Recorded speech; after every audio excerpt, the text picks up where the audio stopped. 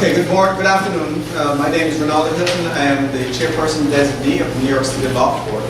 Welcome to our May 18th, 2017 public meeting. Before I even begin, I would just like to, mention, I don't know if anyone's heard about the Times Square, accident incident this afternoon. We just want to keep our hearts and prayers in line with what's happening there. Hopefully everything's okay. Well, we first turn to a vote on the minutes of the April 20th, 2017 public meeting. Are there any corrections or comments to those minutes? Mr. Delaney. On page 5 of the minutes, with regard to case 14 of last month, 73 Washington Street, it's marked that that case was tabled for this meeting, but it's not on the agenda. So I would just suggest when we table cases, maybe it would make more sense not to commit to a date certain, unless there's an agreement to commit to a date certain.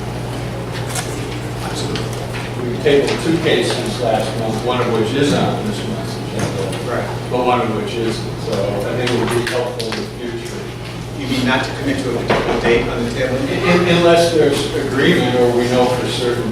I imagine that 73 Washington Street needs more work. We're still doing some research into some Right. of the allegations. Yes, point taken.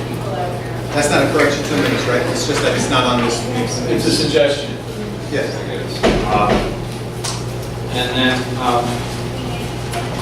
there's quite a bit of discussion on pages 2 and 3 of the minutes with regard to one of the topics that we're going to spend time on this afternoon, namely the rule revisions to Chapter 1. And I'm not quite sure that the first paragraph that starts on page 2, halfway down the page, makes a whole lot of sense, but I don't want to take up time today going over it. So I would just ask the director, perhaps you and I can discuss. There's kind of a back and forth between you and me and the CAPA process that gets kind of confusing. So perhaps we can, if you can clarify that later. Could you just say that again? You good? I'm more than willing to discuss the capital process with you, but what does that mean in terms of the minutes? Are we going forward with the minutes, or?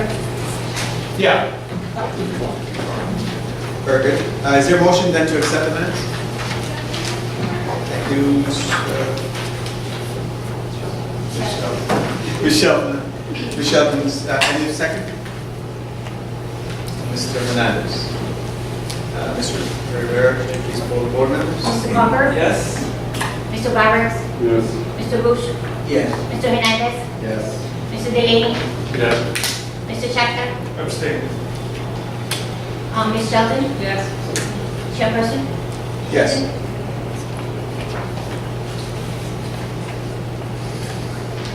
Seven in favor, 1 abstention. Thank you. Ms. Helene Molson, the Executive Director, will now give her report. So first thing on my agenda is the law court is saying goodbye to one of its attorneys, Michael Aslin, who is leaving us to pursue a teaching career. And we thank him for all his very hard work, and we will miss him, and we wish him well. Maybe, I don't know if everybody can hear, but perhaps the microphone is a little closer. Do I have to say goodbye again? Yes. It's all good. Thank you. Goodbye, Michael. We'll miss you. Where are you going? To become a teacher. Where? I have to go back to school. Okay. Top of the law degree. It's not good enough, apparently. All right. At the board's request, we are reporting the unofficial monthly revenue that was collected in April, $113,150. You might remember that I mentioned last month that law court staff would be leading a workshop along with the Department of Cultural Affairs to publicized the deadline for filing registrations and coverage applications. That happened. I see some of the participants in the room, actually. So I think it was well received. And also, interestingly enough, in attendance was somebody from the Oakland Fire Safety Task Force that was established after the ghost ship fire. So we also met with him separately and sort of bantered around ideas, what goes on there, what goes on here. So it was actually very interesting.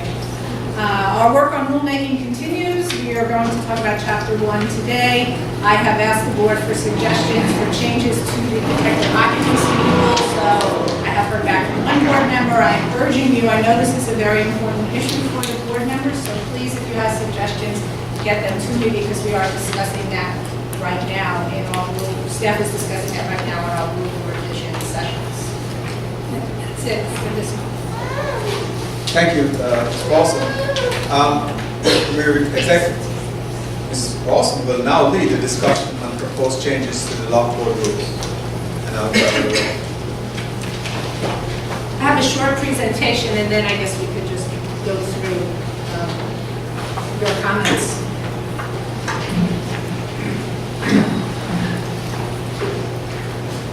Okay. This is not a good step, I have to say. So, I tried to highlight what I thought were the most important changes. This is not, this is just not really well. What is it? No, I think so. Okay, it's just- Yeah, there we go. All right, so why are we doing this? We want to streamline and simplify processes. We want to update and comply with the 2015 amendments to the law for which were never actually incorporated into the law board's rules, and we want to remove some redundancies that are, I have to say, extremely burdensome for law board staff. So in terms of simplifying and streamlining processes, I think this is probably what I would consider the most radical change. Maybe you feel differently. Currently, we have the summary cases and the master calendar, and the summary cases are basically settled cases. So the idea is to make the decisions on the summary cases, the settled cases, administrative determinations, unless staff feels that there is an issue that the board itself needs to consider, policy issues, etc. So that would be an administrative determination. Those determinations would then get to the board via an appeal if there was a party that disagreed with that determination, as there's usually one, because one wins and one loses. So that's the process that we are proposing. You'll decide if you want to accept that or reject that. States of default, currently the rules have 4 different places where somebody who hasn't appeared can come in and ask to appear. That seems like excessive to me. So we want to pare that down and say that if you are a defaulting party, you can request a stay of default from whoever the adjudicator is. Usually it's an oath ALJ in today's world. However, in terms of currently, if you defaulted and you want to request a reconsideration, you need to show good cause for not appearing. So as a balance to that, we're going to take out that good cause requirement. So you default, you don't get to appear, you don't like the Loft Board's order, you would still get to request a reconsideration without having to show good cause. So we feel that that's a more workable system. Instead of giving people multiple times, there's always a 30-day deadline, so it puts cases off that much longer. So that's the logic behind that. Outdated requirements. We are still a paper agency. This has got to change. We are literally drowning in paper. So currently, most applications, you need to file 5 paper copies of the application. Don't know where that number came from. We want to move to 1 hard copy and 1 electronic copy. If for some reason somebody cannot file an electronic copy, they can write us a letter explaining why they can't and give us a copy of the application, not stapled basically, so that we'll be able to scan it in. So there's still an out for people that don't have the technology or can't use the technology, but we really feel that we need to get away from paper.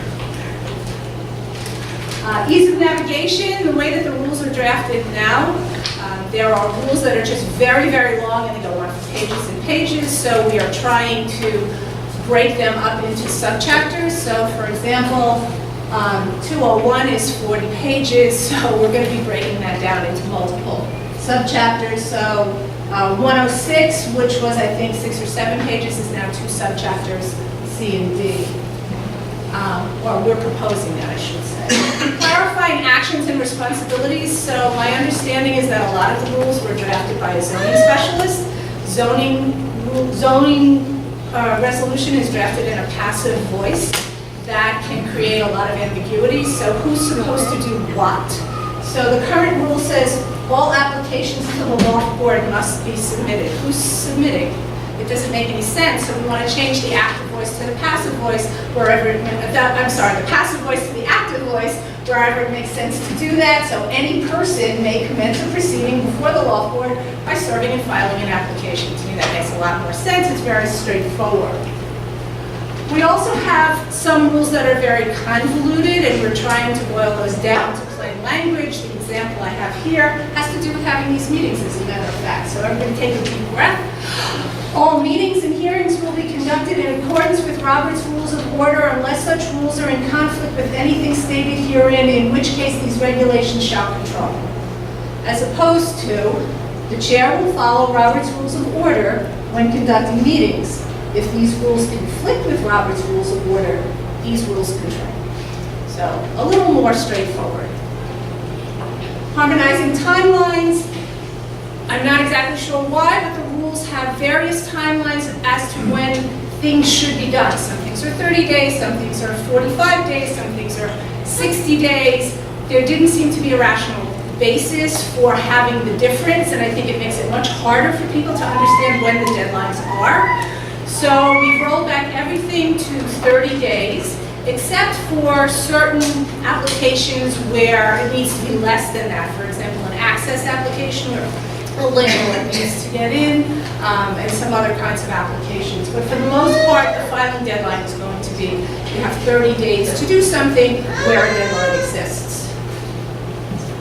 Flexibility. Currently, the rules allow for extensions of deadlines under certain circumstances.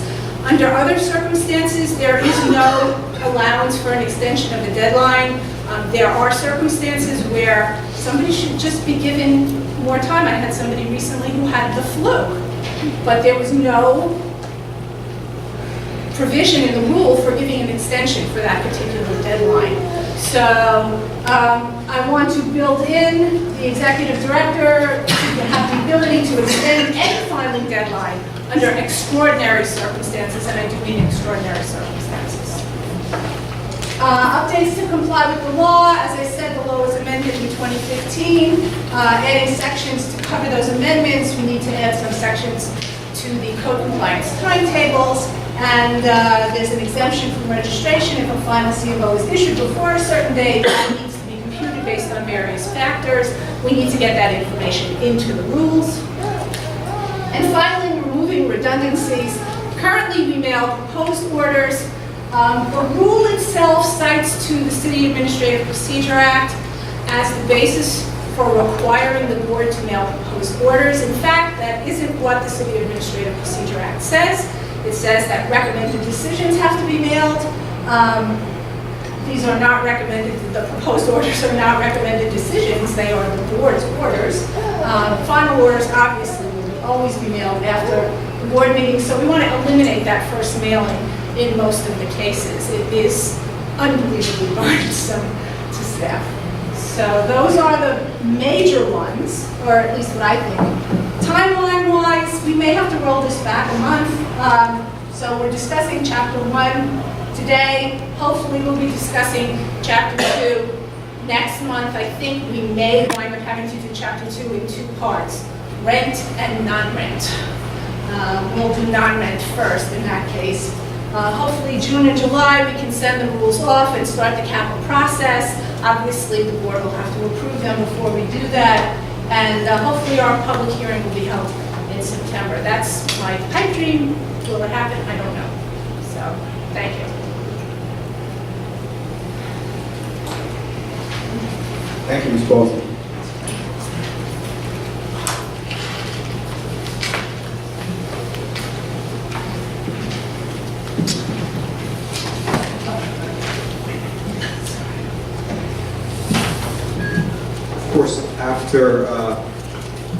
after the board would then have to do the final approval of those,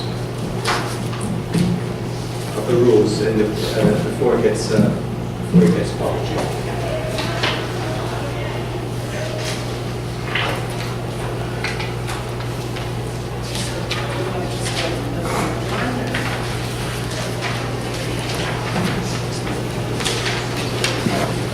Just give me a moment.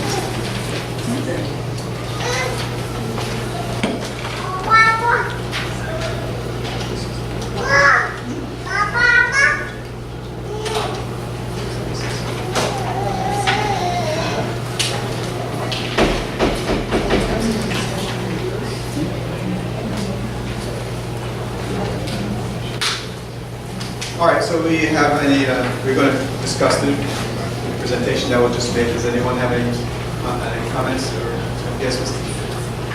First question, would you be kind enough to circulate those slides that you just showed? Sure. Absolutely. Okay. Number two, and this goes back to the discussion we had last month.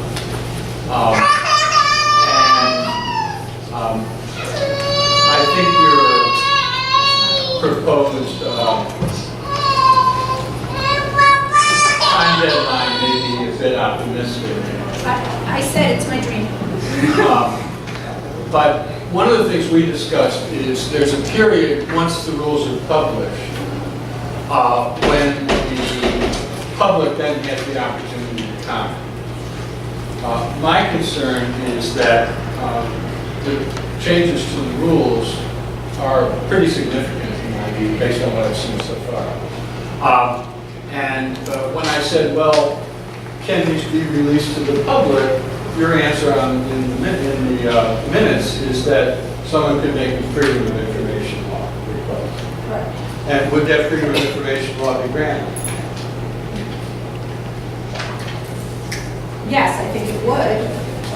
Technically, it wouldn't have to be because this is a draft document. I still don't understand why people would want to spend their time analyzing something that's going to change as opposed to analyzing the actual proposed rules once the board says, yep, this is what we're going with. Well, we're going to spend some time today talking about how much time people need to come to a reasoned opinion. But let me just ask, here's a copy. Right. Am I free to hand this to someone in this room, or would I be violating the board's rules? I would ask you not to do that. I'm asking you, would I be violating the board's rules? Mr. Day, let's keep this on track. We have. I'm very much on track, Mr. Chairman. Let me explain why. We discussed this a little bit last month. In, say, something like the land use review, the Euler process, the various entities have a certain amount of time to comment on the proposal. But the proposal is well known. Here, there are significant, just in the housekeeping rules, which we're going to spend, unfortunately, quite a bit of time on today. There's a great deal to look at. So I would draw a distinction between the amount of time that the board and staff may wish to have material come into their inbox, but I completely disagree, with all due respect, to your statement that why would people want to read something that may change. Certainly, I think the community, the more input that the community gives, the better. And therefore, I think that even though this is a draft for discussion, that the sooner people are able to start to have an opportunity to comprehend the language, the better. Well, the executive director did say she feels that the FOIL will be granted. So, if, regardless of her opinion and whether or not people want to read stuff in draft or not, they're free to do that. So, but the procedure would be through FOIL. But someone has to go through all the FOIL steps. Okay. I just can't just hand this to someone. You would ask me not to. Well, But am I allowed to? Well, please remember the board that you serve on, and whatever ethics you're binded by. So whatever you feel like doing. But we want to keep our comments right now to the proposed rules and not under the procedure. We are operating on, our procedures in going through this whole rulemaking and capital process is by law. It's not like we're making this up, all right? It's a time frame. So the board has to make a final decision on any rules, final approval. If you want to take 2 months, 3 months, or 4 months to do that, that is the board's decision. So it's not like you don't have a say in this. That is the board. And everyone here is the board, makes up the board. So there is a process, and this is not foreign to the Loft board only, or unique, I'm sorry, to the Loft board. This is in any rulemaking procedure in the city. This is kind of a timeline that is all set. Now, if you feel you need more time, you're a member of the board, and you can certainly make those comments during the board meeting. I don't really feel that that addresses my question. Okay, you don't feel it, but we need to, right now, stick to the actual comments on the proposed rules, not on the procedure. Because there's really no, you can always ask those questions you're asking outside of this board meeting. Well, how's this for a sporting offer? Okay. Could I request that I get a written opinion from the board staff within 7 days as to whether or not I can release this document to the public without requiring the public to go through FOIL requests? You're welcome to say no. We can move on if I can have a commitment, but I would really not say that right now. I need counsel on that. So could you not ask that right now, because I won't be able to give you an answer. So if we could just stick to the proposed rules right now, if you have any comments on the changes to the rules, that would help. Sure. Well, I was to say, I thought, Elaine, the quickest way, or not quickest, but the best way to do this is to look at the sections that were highlighted in your memo as the most important. And I have a few comments on those. Okay. So the first was on service of the application, Okay. which is page 9. I can't hear you. Could you Somebody get get the mic? the mic. It's on. Okay. So on page 9 of the emailed version of the rules, at the bottom, we have email and fax as a method of service. Ordinarily, when lawyers draft contracts these days, and when they allow email and fax, they also require a mail copy, I guess, to make sure it gets there. Is that something that we could look into as that basically, if you're going to use email and fax, then you also mail paper? If the board wants that, that's fine. I just want to point out, though, that for large buildings, you could have affected parties in numbers of over 100. So Okay, but that's no different from what we have now, right? that's correct. What about people who don't have email or don't read? You don't have to use it. It's just a choice.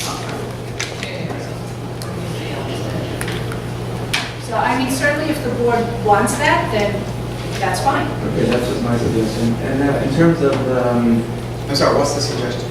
that if you were to use email or fax, that you also be required to mail paper. Now, in terms of the email address, you're only saying that it's if the applicant knows of an email address. I thought maybe we want to say a current and valid email address. I think people might change email addresses.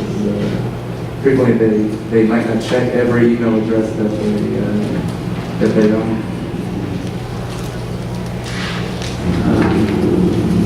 Now, in terms of a private service as an option, is that currently allowed? No, actually, it isn't. Okay. So you can't FedEx. Right. So ordinarily, when lawyers draft contracts and they say a private card, they usually qualify it with the words nationally recognized, so that it's not, so that you're not relying on Joe. So that's a suggestion. So those are my comments on service. I have others on other topics, but I'll I can yield to someone else if they want to take up the comment, and then you can come back to me. Does anybody want to discuss these comments? Should we add the additional mailing requirement or not? No? I'm a little unclear in terms of both service and the larger question of applicants being required to provide both a hard copy application and an electronic version.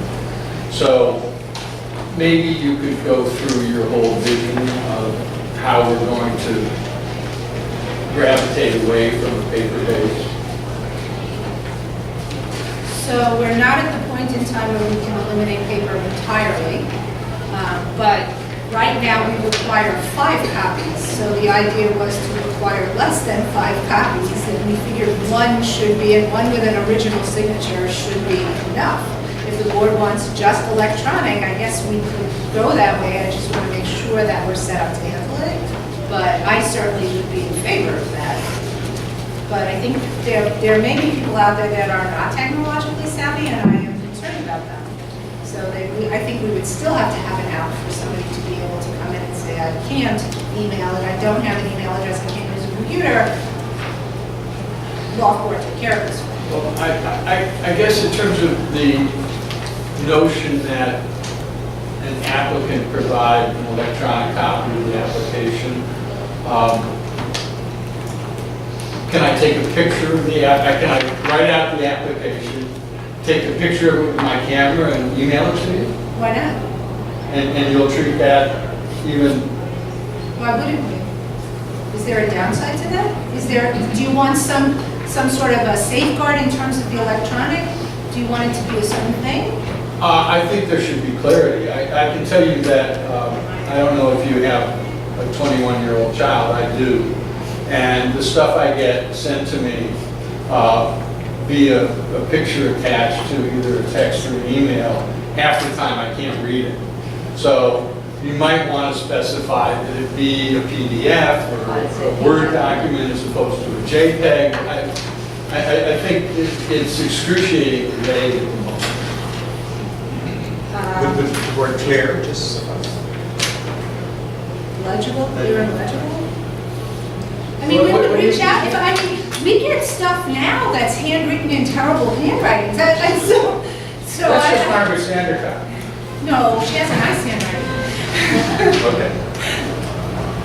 You may not like what she says, but she has a nice handwriting. So I don't see that as any different. I mean, if the board wants it to say PDF, okay, but I don't, what if somebody doesn't have like the capacity to do that? I don't really have a hard What are we going to do with it and why are we requiring that? What? An electronic version? Oh, because we save files electronically. We want to save our files electronically, and we want to be able, we send things to the board right now. You do realize that everything that we send to you that's in those backups, we are physically scanning in. Wouldn't it be nice if somebody gave it to us electronically? And we didn't have to do that? So you would envision supporting documents? Why not? The courts take all kinds of documents. Just a new way. Okay.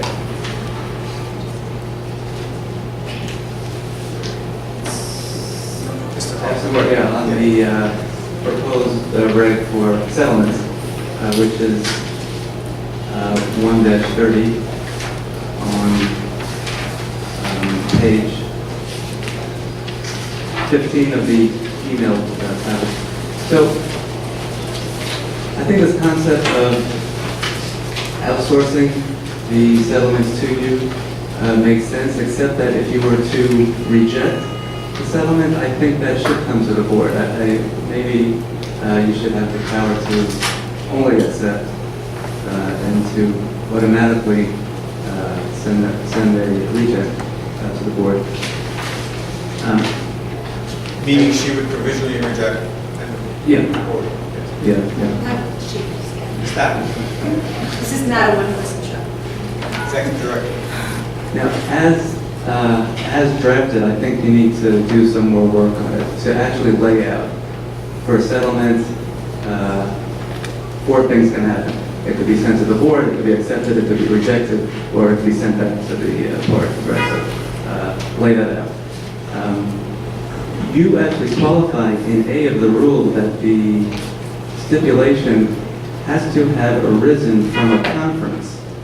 But I suppose there may be cases where stipulation arises without a conference, no? What happens if the board doesn't And so, the party settled before the first conference settled?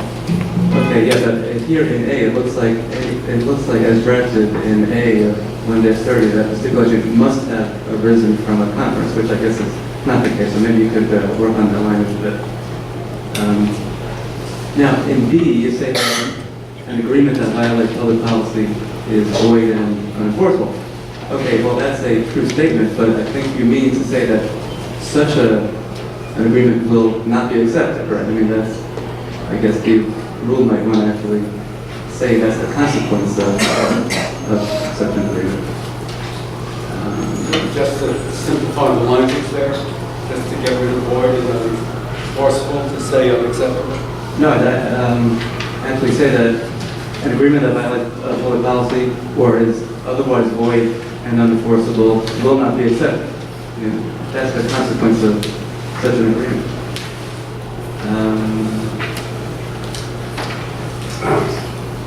Okay, that's all I had on 1-30, but once we're on the next page, page 16 in 1-31P, where you talk about the, One Can I second. just, oh yeah, I think if anybody else Oh, I'm wants to. sorry. Sorry. Yeah, sure. Before you go on to the next, does anyone have anything on 1-30? On 1-30, yeah, I'm completely against it. I think every single case that is submitted as an application to the board should come to the board for review. We have one on the summary calendar today that we'll be talking about. And I think the determination of the staff as to whether or not it's significant is fine for them to make that determination, but I think they have to come to the board. There's no adverse as this policy. Well, as you know, we've seen a number of things that might have been on the summary calendar except for questions of public policy.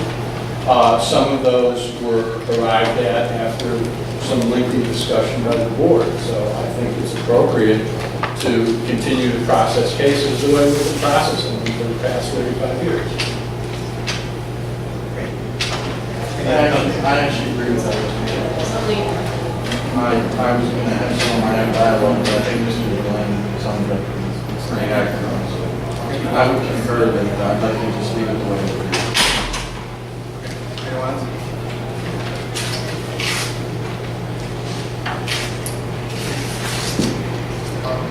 okay, if I could move on to 1-31B, talks about what the basis of an opinion from an adjudicator would be. And you say that it should rely exclusively on the record and various case law.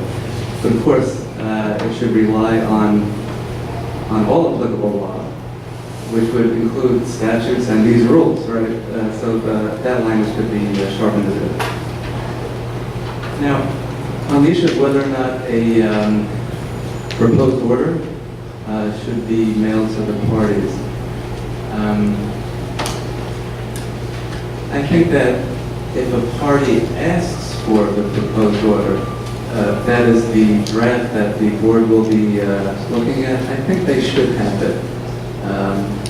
And I think what's happening here right now, as we speak, we have a lot of people interested in the case, I think on account of a proposed order being out there. So I don't think it's harmful to have it out there, although we might want to say in the rule that the proposed order shall not be a part of the record.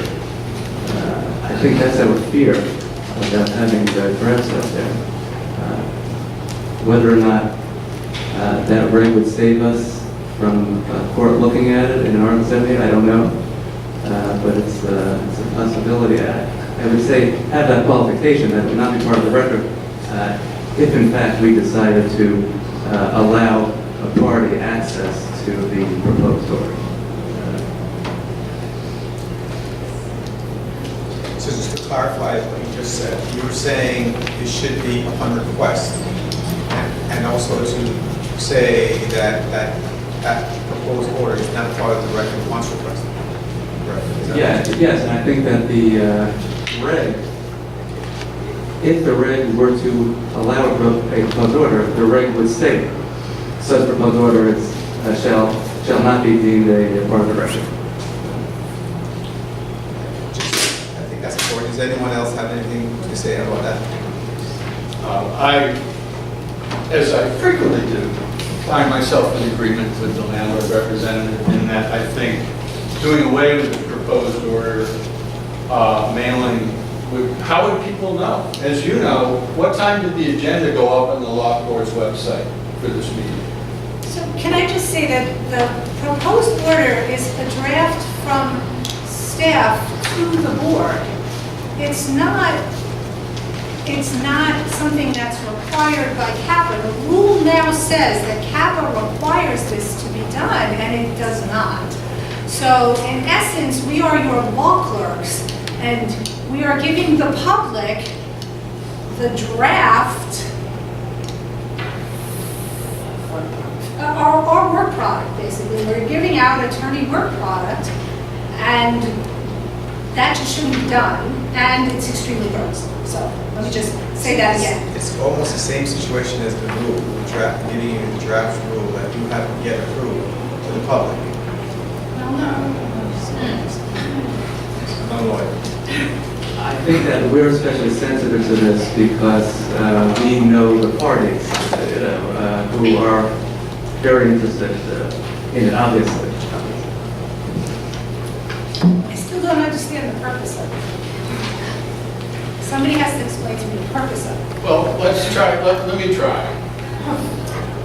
Perhaps the purpose is that the parties have spent a significant amount of money in legal fees and time bringing a case. The board is going to vote on that case. At the moment, as a member of the public, and this is a question I asked a moment ago, we tend to get the agenda for the Thursday board meeting up generally the Friday before. So if I have a case and I've spent however many dollars for legal representation, should I just plan to check the law board to see if it's coming up this month? The agenda usually goes up before the proposed orders are mailed. When is We the won't, when is the agenda? we won't send out the proposed orders until the agenda is finalized, because otherwise we don't know what's going, Right, and when does all that happen? usually on Friday. Usually on Because Friday. we're working frantically until then. Right, and therefore, if I had no idea, we have a case on the agenda today where the oath judge provided a report and recommendation to the board staff last July. But how does the mailing of the proposed order change anything? For the parties, it gives them a sense of where the board's likely to come out on the decision, and it lets them know that their case is on the agenda. Well, they know their case is on the agenda because the agenda is posted, right? And knowing the way the case is going to come out before or after, I mean, they have the exact same legal rights, whether they receive the proposed order and the final order, or they receive the final order. So I still don't understand the purpose of the proposed order. Because what counts is the final order. Well, I think you're looking at it from your vantage point. I think Mr. Carver and I are looking at it more from the party vantage point. And particularly now that the staff won't discuss cases in public and we have private meetings,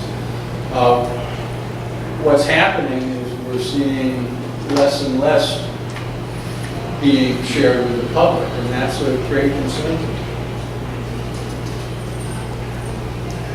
I appreciate that there's work involved, and I think you added that as one of the, it's a lot of work, right? It's a huge amount. It's a huge amount of work. Maybe one thing you could do would be email these orders, that way they get their orders. I'm not sure that would save that much work for us, to be perfectly honest, but we could certainly consider that. So, I mean, what you're setting up is, again, we've seen cases where the report and recommendation from cases that go to oath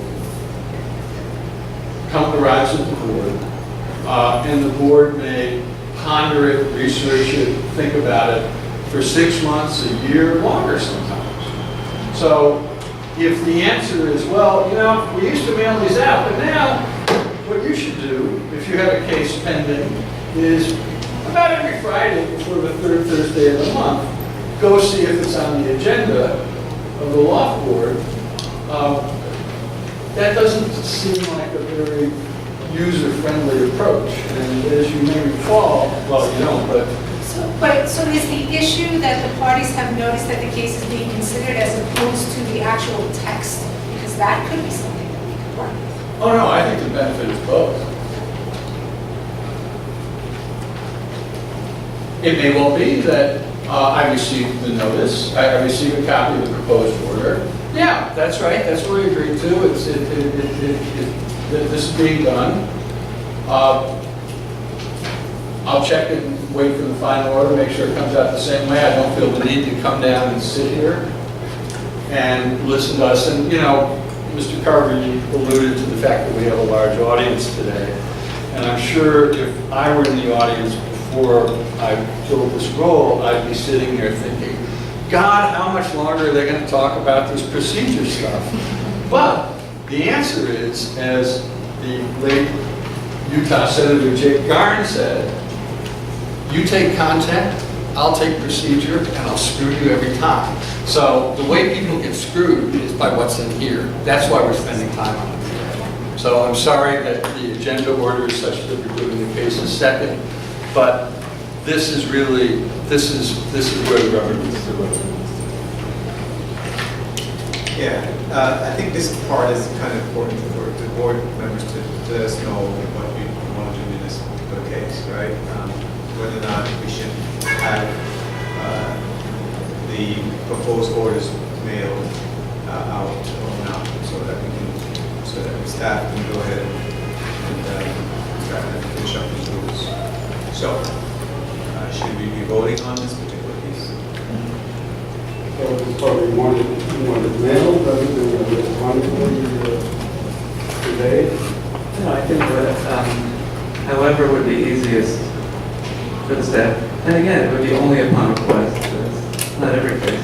That's not what you're saying. I think it should stay the way it is. So we have two different opinions on the floor.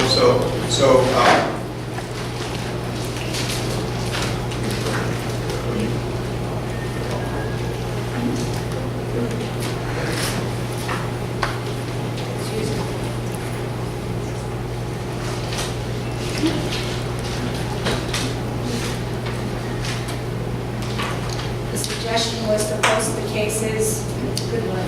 The suggestion was to post the proposed orders on the website. Post the proposed orders on the website.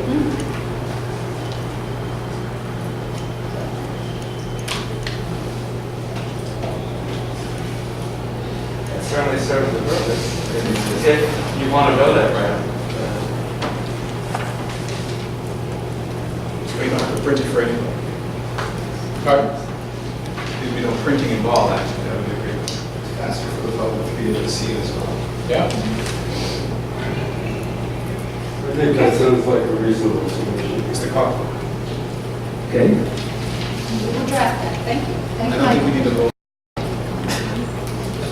So I think, Yeah, Well, you can still put you want. No, no, I'm sorry. Mail, they ask for it.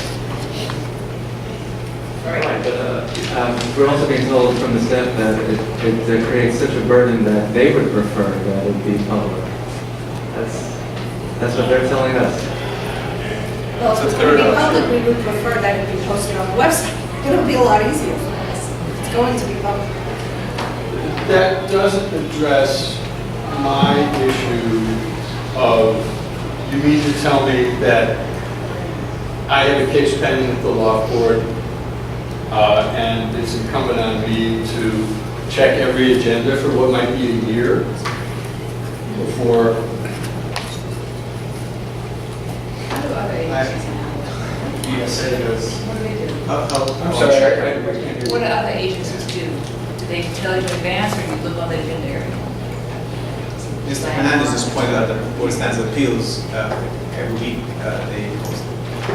You go check it. Seems natural. Seems easy.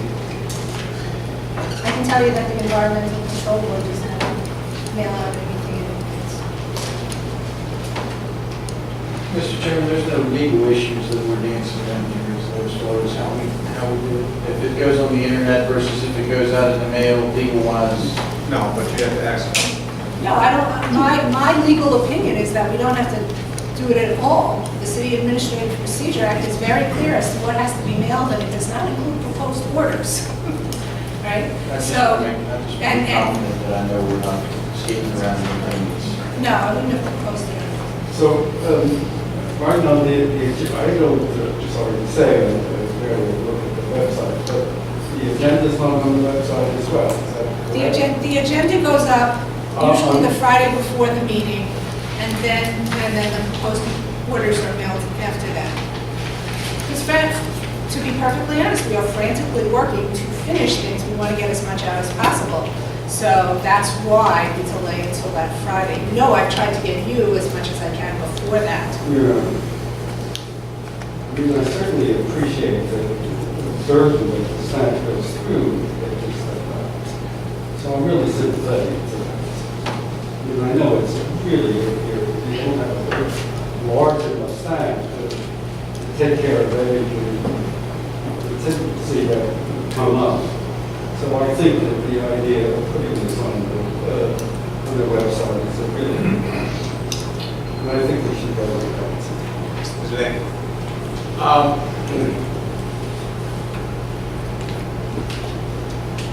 Over the years, we've had a few sensitive cases. So I'm just posting the details of the case, posting the, what would we, You can't have it both ways, you know, if you go to the website, mail it out, if it's sensitive, I mean, Post what we currently mail. right. right.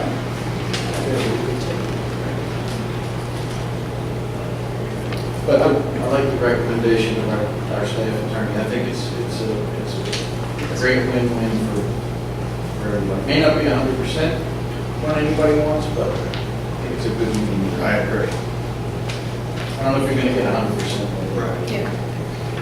I would just add that with regard to the suggestion that if people request, perhaps if I or my attorney request that I be notified when my case is calendared for the law court agenda, an email could be sent. I think that's I think that's, they're frantically trying to get work to until Friday, adding them to make special customized exceptions for individuals who have opted in or opted out. When this seems to be the natural order across all other agencies, and this is where technology is taking us. I don't think, you can go online and if they want a special customized request, they can email and say, hey, can you email me or can you mail me? Is it on the Right. agenda? That's all. Yeah. I'm sorry? Just ask the question, is it on the agenda, and it's a yes or a no? I don't think you should give them another responsibility of performing that. Well, the Board of Standards and Appeals is not necessarily what I would analogize to, only insofar as most. Or any other. Or any other Any other agency, agency. nobody does it. So they can react to a request as opposed to putting another onus on them. Right.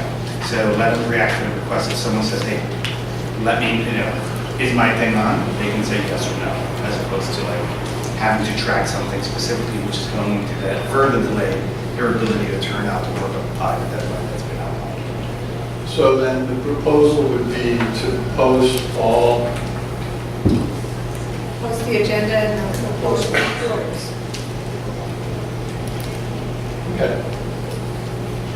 Great. We'll Move on. draft. Thank you, Mr. Farley. I have other sections. Yes, next. Can I just follow up with one more? Please. So is it accurate what Mr. Hernandez is saying that if a tenant writes you and says, oh, is my case on the agenda for this month? We'll tell them, they are proactive, we will answer. That's an email that would not be burdensome to the staff. I guess if we got, if we have X number of cases outstanding and we got emails from everybody every month, that would be burdensome, so I think it would depend on the situation. It probably most likely won't be the word same today, but it's something that we can really answer. It'll likely take them more time to draft an email than it will for them, if they're already on a computer to draft an email, it will take them more time to draft an email than it will to go onto the website and check that it's on account. So it's unlikely that they will probably receive it that yet. Can't speak for you, but it is unlikely based on experience with it. Is that sufficient? Okay. Okay, Mr. Carlin, could you continue? Okay, so on page 6 of the emailed document, section 1-16C, Elaine, I just want to know if this is new, that this language about a document not being considered filed until actually received, is that new language? No. Okay, so my concern is what I used to see at ECB with the fire department, that you actually had to get a document to a certain room there, or it wouldn't be considered filed. So you could have a green certified receipt postcard back, and that's not sufficient. What does this mean? Does this mean that if you were to send something into the mailroom, that it would not be considered received when it happened? Yes. Okay. Is that overly harsh? Have we seen problems with that? We had one case recently where somebody faxed half a document, then faxed another piece, and then filed something else that was on the wrong form, so I can't say that it's never happened, Okay. but that is what the rule has been in the past. Okay, so we On that topic, we date stamp material that Absolutely, and sign it in, we have a correspondence log. so maybe some of that language would be useful here. The procedure is what we do? Well, the language you see now is a submission is not considered filed with the board until it's actually received by staff. Are you saying we should put inside the rule what staff procedurally considers received? Meaning that... Well, actually received is kind of, it struck me as a little, If you rule now, I mean, I can, if you Yeah, want, I don't want to sure, waste time because finding it, but it's actually oh, there there are a lot of now. things that are in this rule that strike me as odd. What would you propose, what do you propose here? I don't know, I'd have to think about that. All right. Okay. Just send But when somebody turns in an application but doesn't bring a check for payment, It's not filed. It's not- do we date stamp the application? Yes, we do. Even if it's not complete? Even if it's not complete, you stamp it. Okay.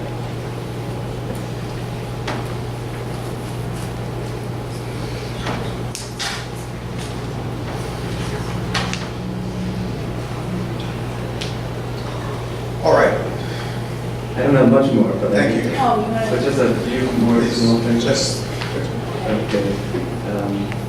So we have a case on today that construes the definition of new owner in the rules. And yet, I mean, and it's a case that I'm sure the landlord is not going to be happy about. But once the rules are now up for grabs, wouldn't it make sense to actually define new owner to be consistent with the case? Page 3. Page 3 of the email. Yeah. There's a new owner definition. Oh, it's changed. Okay, sorry. And okay, finally, one last comment. And so I realize it's not easy to start from scratch and create a body of regulations, but the draft needs some copy editing, at least the one that was emailed, in terms of periods and commas. And, Yes, okay. yeah. Before it is in final rule form, that will be done. Okay, thank you. Thanks for indulging me. Yeah, no, it's true. Want to give up the mic? I'm going to hand it over. Thank you, Mr. Carter.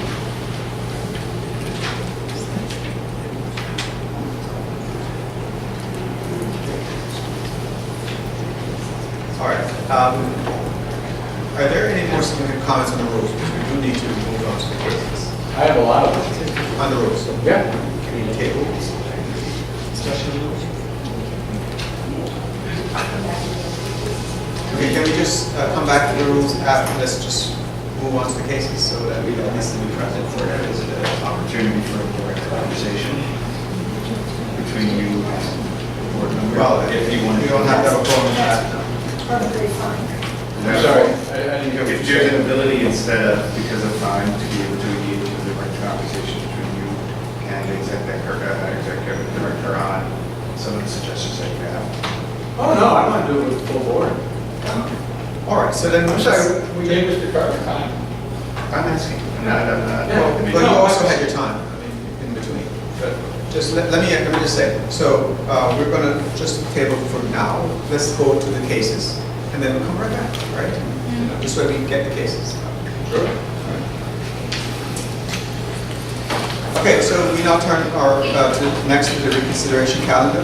There's one reconsideration case here, and it's Kent Avenue Holding LLC at 151 Kent Avenue, Brooklyn.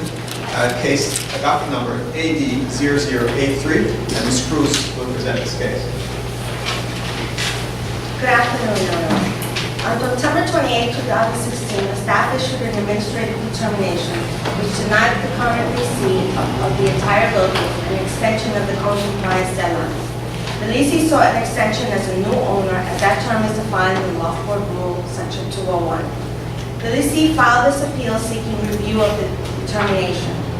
The rule defines owner as an unrelated entity to whom an ownership interest is conveyed for a bona fide business purpose and not for the purpose of evading code compliance deadlines. At issue here is the meaning of ownership interest and the meaning of unrelated entity. In the statement of basis and purpose establishing the new owner exception, the law board was clear about the type of owner who could obtain an extension under the new owner exception. It stated that only an owner who recently purchased an IMD building may file for an extension after the code compliance deadlines. Based on this language, the transfer of title is required.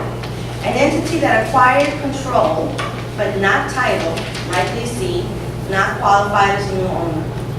Moreover, by its own admission, the leasee is a related business entity.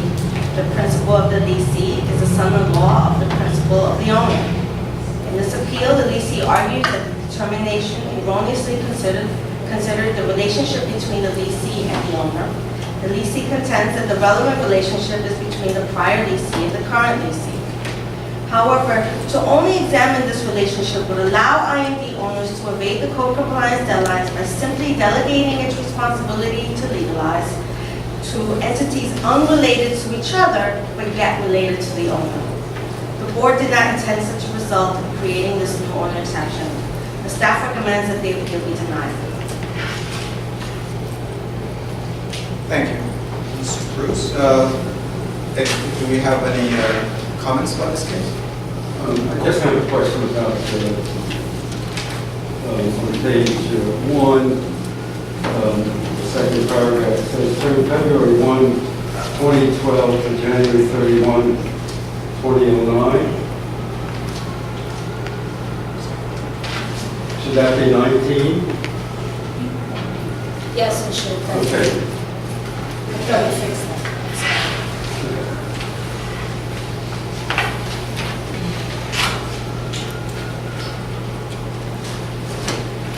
Anyone else, any additional comments in this We're case? inserting the word prior in that sentence as well, prior to C3.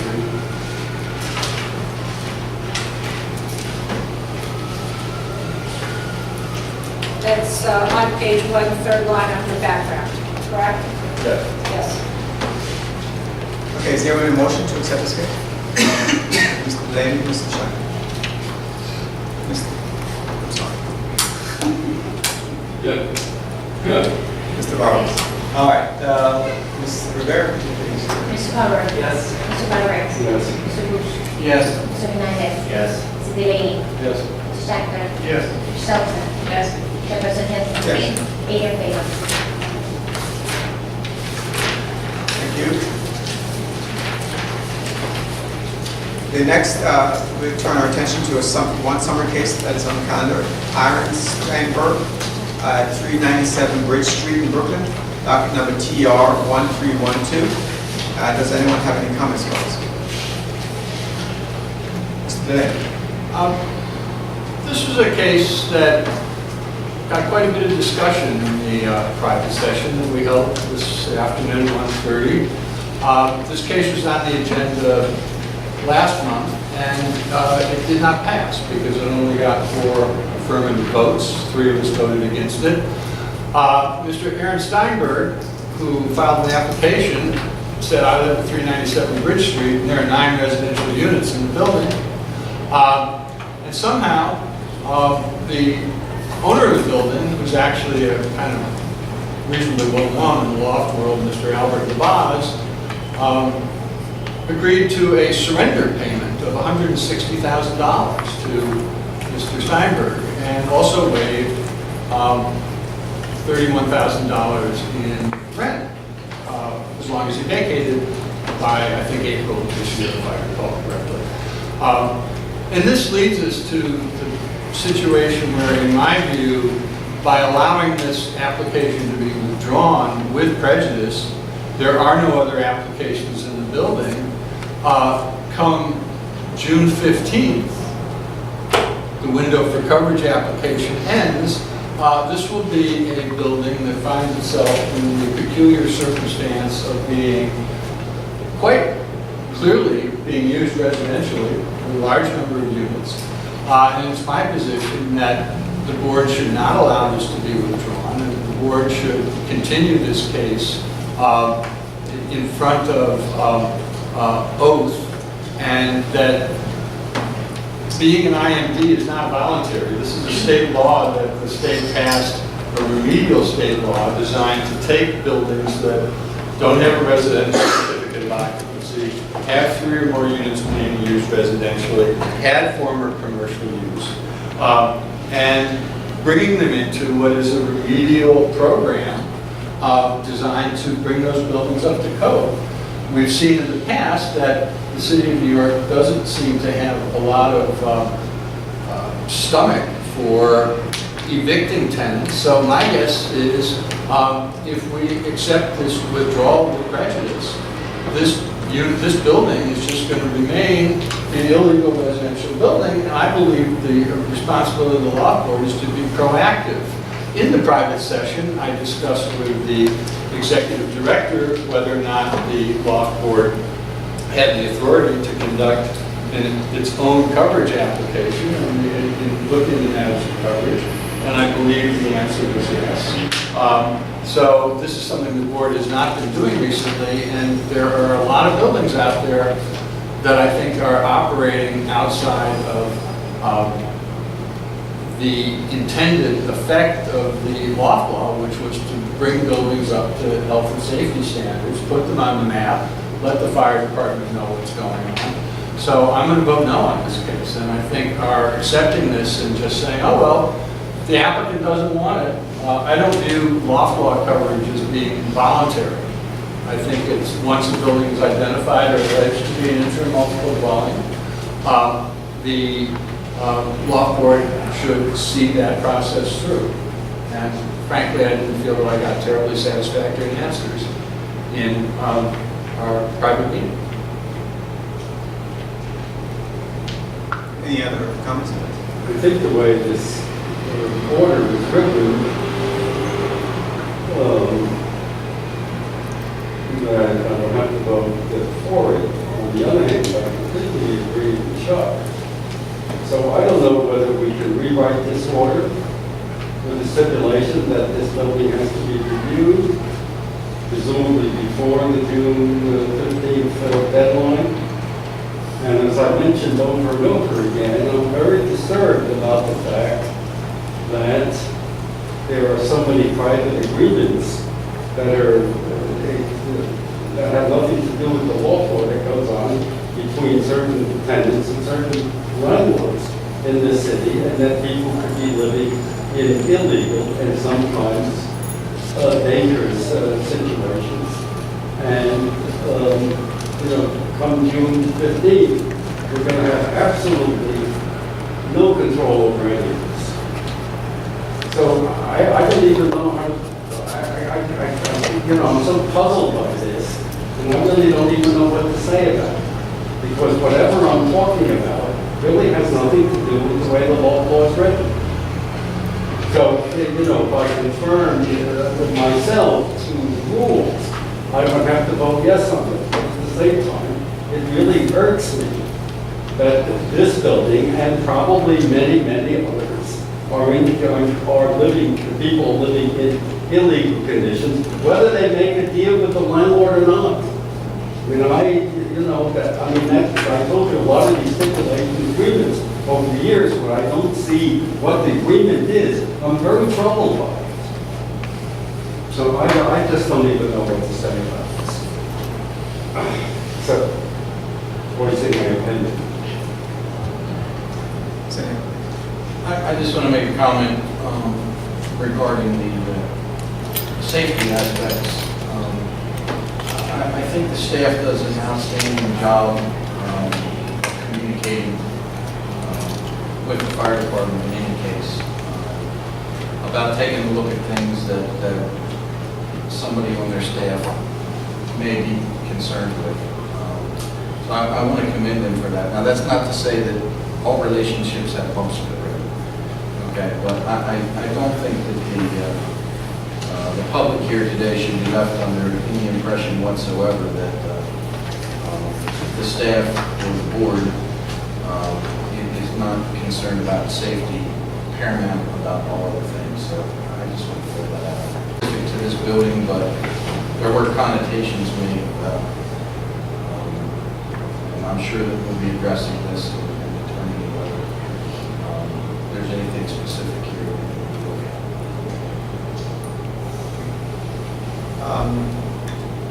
There are enforcement mechanisms within the city, I just want to say, to address any unsafe, illegal occupancy conditions on the buildings. The fire department are examples of these agencies that does that. And just my 2 cents. I'm saying illegal occupancy happens throughout the city, just as much as it does in the Loft building. So I'm just making that note. That there are enforcement mechanisms in place throughout the various agencies to address those issues. All right. Should we then ask for a motion? Is there a motion? Yes, Mr. Hart. Yes. Okay. Yes, Ms. Shelton, second. Is there Mr. Clerk? Mr. Weber. Yes. Mr. Byron. Yes. Mr. Rush. Yes. Mr. Hernandez. Yes. Mr. Delaney. No. Mr. Chapter. Yes. Mr. Shelton. Yes. Chairperson Clinton. Yes. Thank you, Mr. Berger. So we now, Senator Taylor, what else? thank you. We now turn to the master calendar. There are 3 cases. The first one involves an applicant, James Gugman, at 442 Broadway, Manhattan, docket number TR870. Mr. Aston will present this. On March 7, 2011, James Googleman, occupant of the third floor in the building located at 442 Broadway, filed this application for coverage of his unit. After a trial, Judge Miller recommended that the Loft Board deny tenant's coverage application because only 2 of the 3 units residentially occupied during the window period met all of the eligibility criteria for coverage pursuant to MDL 281.5. We agree that tenant's unit should not be covered because MDL 281.5 requires that at least 3 units residentially occupied during the window period also meet the other eligibility criteria, including each unit having at least 1 window opening onto a street or a lawful yard or court. The Loft Board's rule interpreting this portion of MDL 281.5 also requires this outcome. Section 208D1 of the Loft Board's rule states, for purposes of counting residential units to determine whether a building qualifies for coverage as an IMD building and must be registered, each unit must meet the criteria set forth in MDL 281. Thus, tenant cannot prevail because only 2 of the 3 units that were residentially occupied during the window period meet all of the eligibility criteria. These criteria include, among other things, at least 1 window that opens onto a street, a lawful yard, or court. The staff recommends that the application be denied. Does anyone have any comments on this? Yeah, this is one of the first cases that we've come upon where the language that was inserted into the loft law in 2010 requiring a window exist comes into play, and this sets a very bad precedent insofar as, from my vantage point, that lack of a window should be something that's corrected during code compliance, rather than a reason that a unit's not covered. In this case, it has the additional consequence of finding that the building fails to be covered because the 3rd unit, and there's actually a 4th unit who withdrew a case. So everything about this is, in my opinion, setting very bad precedent going forward. So I plan to vote no on this case as well. I'm sorry, how do you apply the law in this case? Pardon? How does your opinion mesh with the law in this particular case? It doesn't.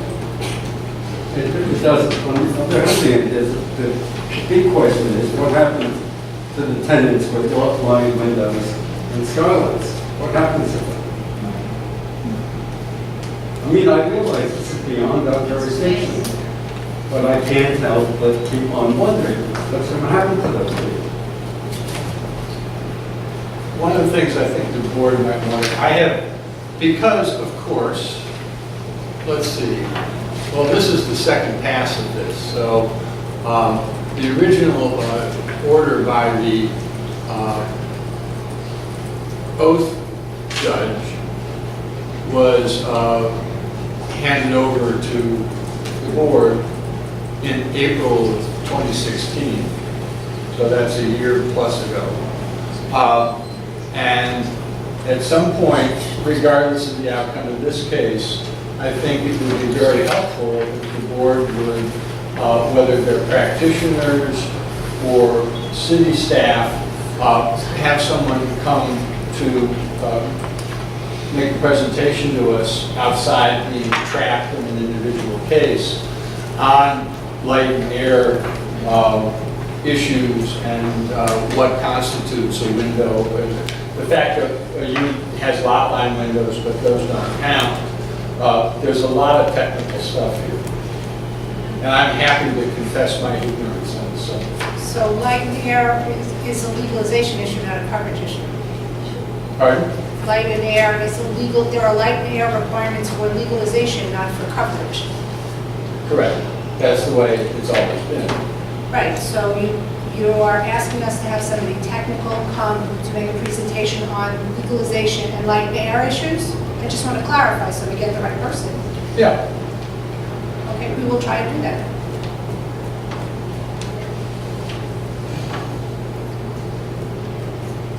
Does anyone else have a comment? This case is a straightforward application of our rule, and it's incumbent on the members of the board to follow our rules even if you don't like the outcome. It's for the credibility of the board. My view. Does anyone have a motion? Thank you. Mr. Shelton, second. Mr. Hernandez is second. Ms. Rivera, could you please pull the board? Mr. Garber. Yes. Mr. Garber. No. Mr. Lutz. No. Mr. Hernandez. Yes. Mr. Delaney. No. Mr. Sharkey. Yes. Mr. Shelton. Yes. Chairperson Hudson. Yes. 5 in favor, 3 against.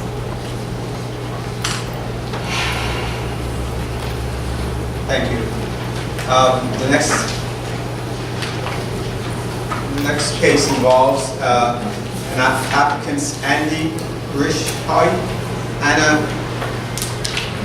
I'm sorry, just please forgive my pronunciations, Anna Holgren, Kelsey Nusson, John Kinnan, Jamie Domingo, Samana Garnisa, and Shikazu Maria. And that is at 58 Grand Street in Brooklyn. Docket number TR1252. Mr. Bauer, please present this case. I've asked members of the public to please at this time take a seat.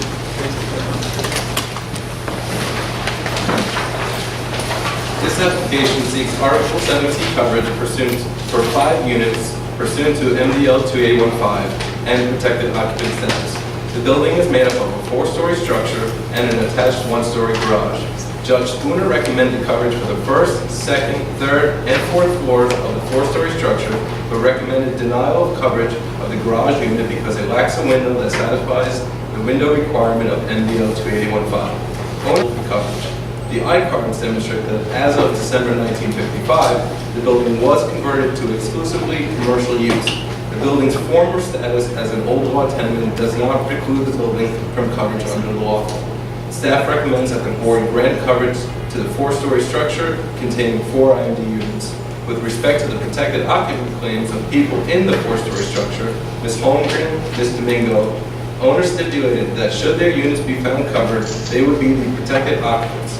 As staff is recommending coverage for their units, staff also recommends that Ms. Holmgren and Ms. Domingo be found to be the protected occupants of their respective units. With respect to Mr. Cannon, based on the evidence in the record, staff recommends that Mr. Cannon be found to be the protected occupant of his unit pursuant to 209B4. Mr. Cannon is the prime lessee of the 3rd floor, and the 3rd floor is his primary residence. With respect to the garage unit has a retractable steel roll-down gate facing Grand Street. In 2003, an interior wall without windows was built behind the roll-down gate.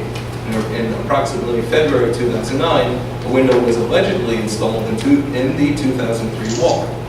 In March of 2014, the 2003 wall was removed and an interior cinder block wall with windows was built. The gate defines the exterior boundary of the garage unit, and whether it is open or closed does not change the exterior boundary. The windows do not open onto a street, rather they open into the inside space of the garage unit. Tenants also claim that the skylights in the roof of the garage unit satisfy the window requirement of MDL 2815. However, the roof of the garage unit is not a lawful yard pursuant to the zoning resolution. Tenants also claim that the plexiglass cutouts, the alleged plexiglass cutouts in the roll-down gate satisfy the window requirement. However, tenants have failed to demonstrate that these plexiglass cutouts exist. Staff recommends that the board deny the coverage application for the garage unit because it lacks a window as required by MDL 2815. Thank you, Mr. Bauer. Does anyone have any comments on this? Mr. Delaney. First, as I'm sorry, before you, could you ask that? Just sit down, and you can still hold your thing on this. Thank you. Yes, go ahead.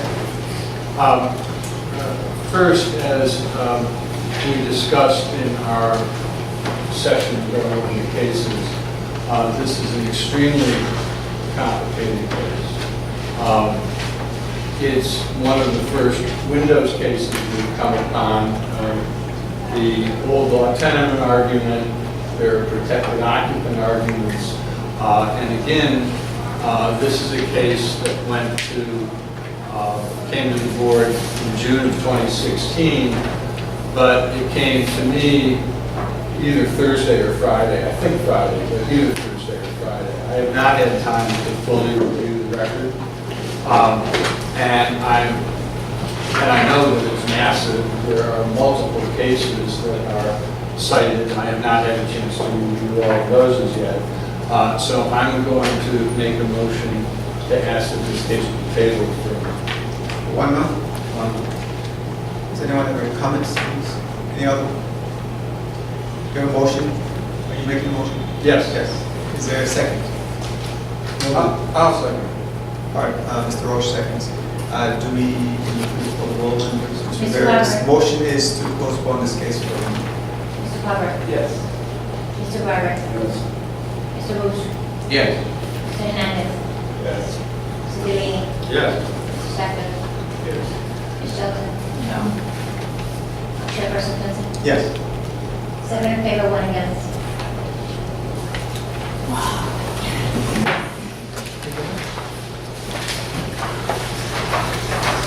The next case is the final master covenant case. It is a case involving tenants of 79,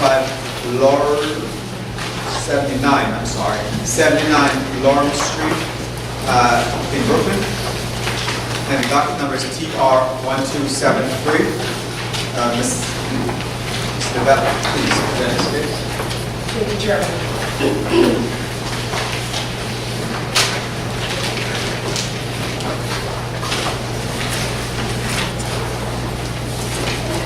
The application before the board is for one of coverage. The tenants in the case are collectively tenants occupying units in the second floor, the sixth floor, as well as unit 4 and the fourth floor. All of the applicants occupied the space up until the time the Department of Buildings issued a vacate order in November of 2014. The applicants are seeking a determination that the building located at 79 North Street in Brooklyn is an IMD. They're looking for Article 7C coverage for their respective units and also protected occupant status with respect to MBL 281 subsection 5. Prior to commencement of a trial before an oath judge, the parties entered into stipulation of facts. Essentially, they stipulated that certain physical eligibility requirements of the units as well as the buildings were true.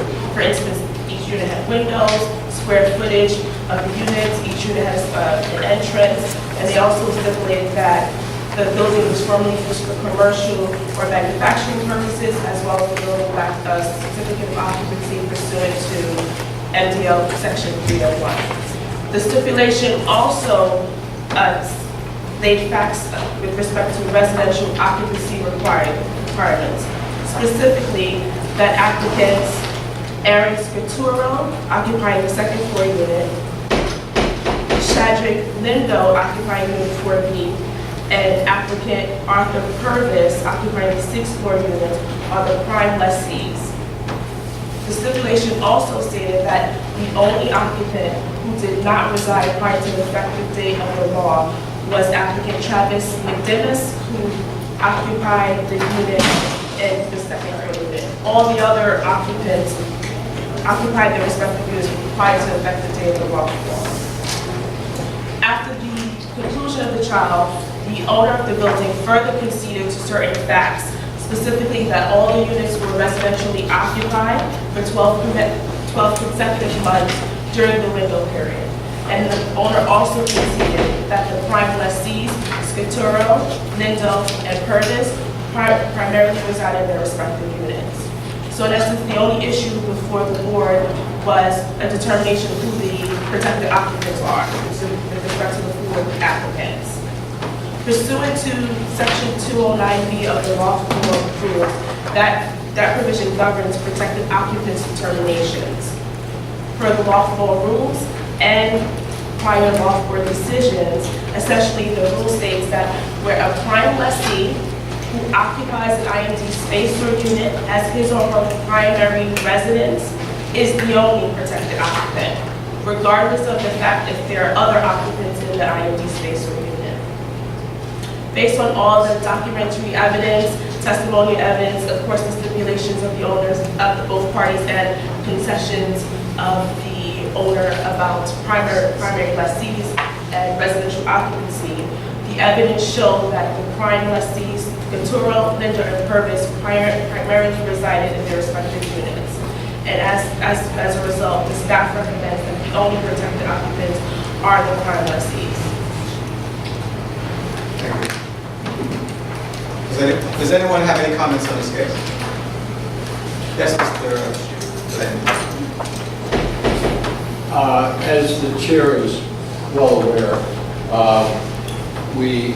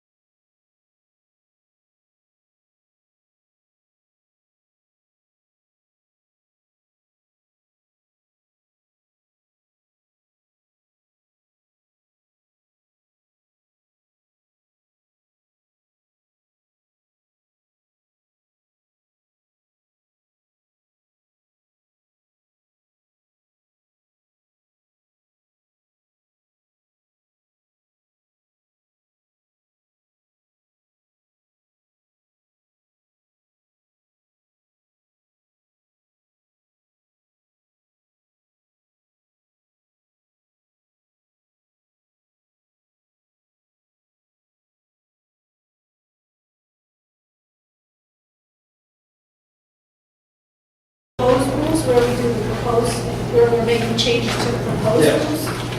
I mean, we can do that, but the reason that it's not in that format is because we're repealing all the old rules. I understand. No, I understand that. I understand that full well. So no, I'm not saying go back to the old 1 through 11 and try to engraft this. I'm interested in hearing what you have to say about the rules themselves. We can discuss format offline. We've got 10 minutes here.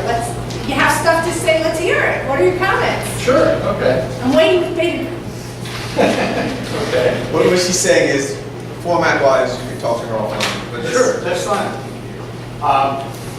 Number 1, definitions, page 4, primal C, 5th line, 5th from the bottom, or 5th from the top, rather.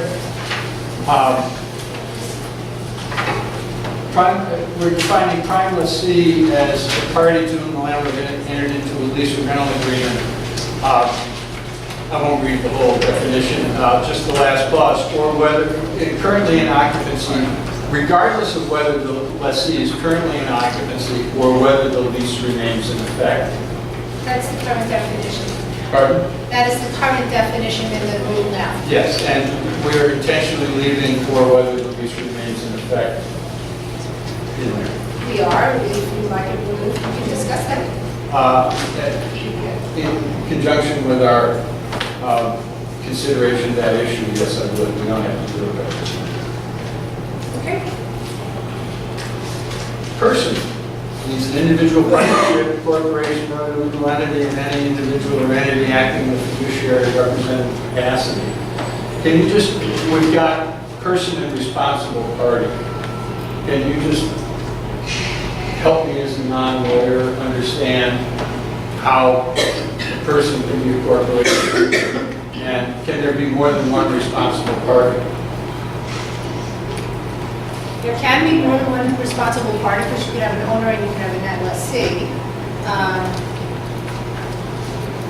How a person could be a corporation is that it is a legal definition and we're defining it that way. So for example, in the presentation that I made, where the rule is being changed to any person may file an application, person includes a corporation, blah, blah, blah, blah. I see, all right. And there can be more than one responsible party. I think there can be, yeah. Always. The owner is always responsible. Right, But so there could be other so there responsible are places parties. within the rule where we refer to the responsible party, but it could be more parties. Could be, we could make that change. Yeah, I mean, just, Or pluralize it, party parties. We're saying any responsible well, party. if there's we an can change onus that. on a responsible party to do something, but there could be multiple responsible parties. Make it clear. We can make that change. You know, like one of the fielders has to call if they're going to catch the ball. That is how I, as a non-lawyer, think it is. Think alike.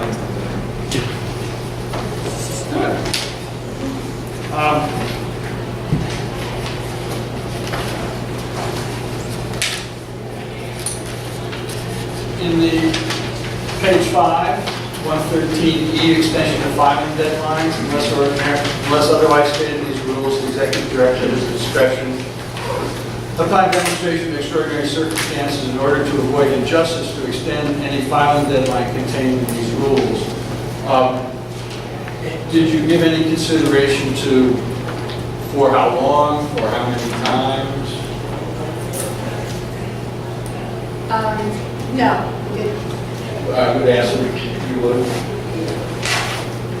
Okay. That's a bad idea in my view. I mean, the whole point of this is to have total flexibility. You don't want to make that much decision. For example, Mr. Delaney, there's a difference between somebody who has a heart attack, right, and somebody who was in a coma for 2 years, right? So there's a qualitative difference between the amount of time that they might have needed. So those are the kinds of situations that I'm contemplating based on my past experience. So I don't know that we want to say what the time would be.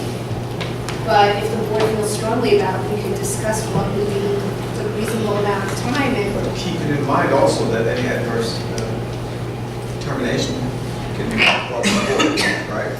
That can be Leases Well, this is an extension of the filing deadline, so you have to go before. You have to go before. It would be foreclosed from filing, so. So, Okay, I mean, we could certainly talk about it, but I think the idea was to allow for maximum flexibility because stuff happens and sometimes very compelling stuff happens. And it's very unjust to not be able to give somebody an extension. I agree that the extension should not be indefinite. It should Open-ended. be reasonable, yeah, we could say a reasonable amount of.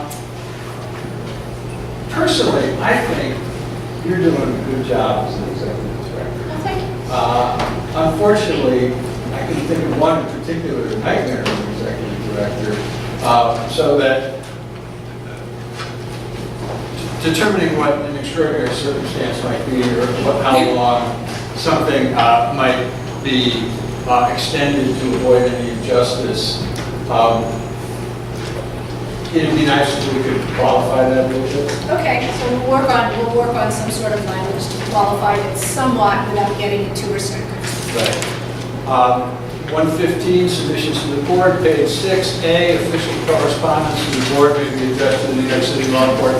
What is official correspondence as opposed to all correspondence or any correspondence? Honestly, it's in the rule now, so anybody that's writing to us, so.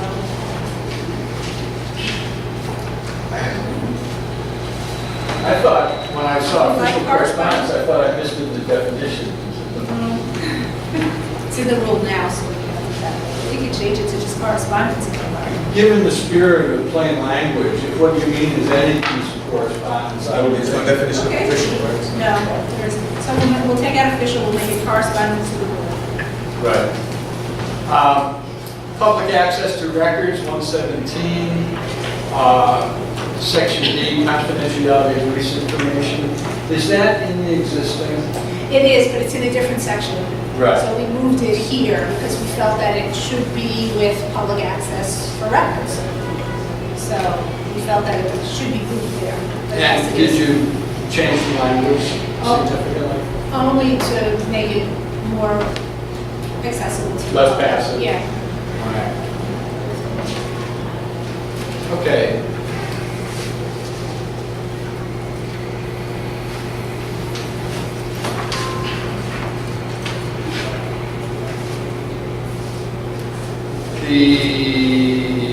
This is page 8, 119, section D3. Staff will present all petitions for rules submitted in proper form for consideration. And this is again on the concept of D is any person may petition the law court to consider the adoption of rules. The original version gave the chair the option to reject it. That seems to have been taken out of this version. Do you want back in? No, I'm asking you what you're thinking. Let me just look at the original version.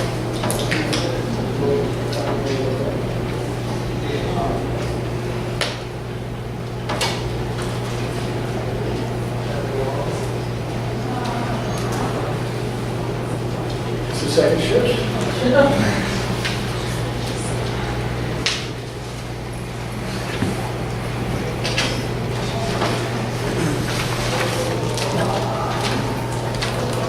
It's fine with me if you want to take a look at that. Yeah, I don't specifically recall what our reasoning was at the time. I may be able to take a look at my notes and see what that was. Okay. Do you want to check on people read or reject? What I would think would be, at some point, maybe we can have a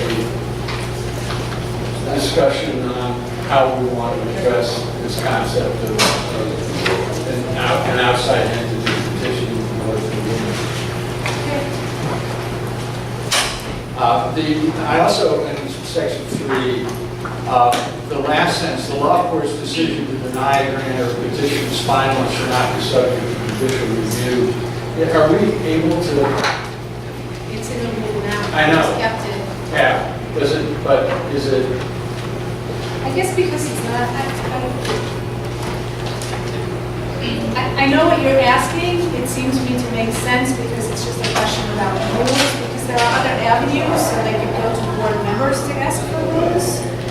think that that's why it's in there.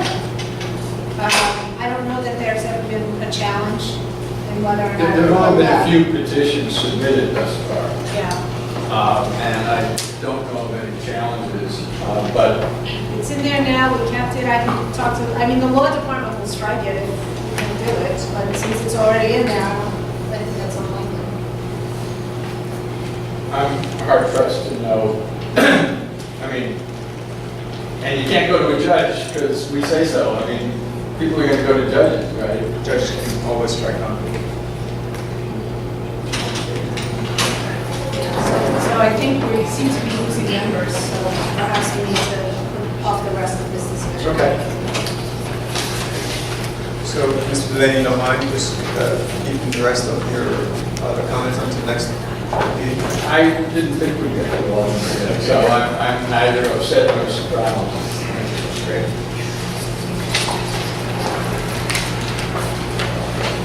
Okay, so before we conclude this meeting, I would like to make mention that Ms. Baldwin there has resigned her position with the board effective immediately. We thank her, she's not here today, but we thank her for her many years of service and wish her the very best in her future endeavors. And so this concludes our May 18th, 2017 Loft Board meeting. Our next public meeting will be held at 280 Broadway right here in the third floor conference room on June 15th, 2017. Thank you, board members. Could you please sign your attendance?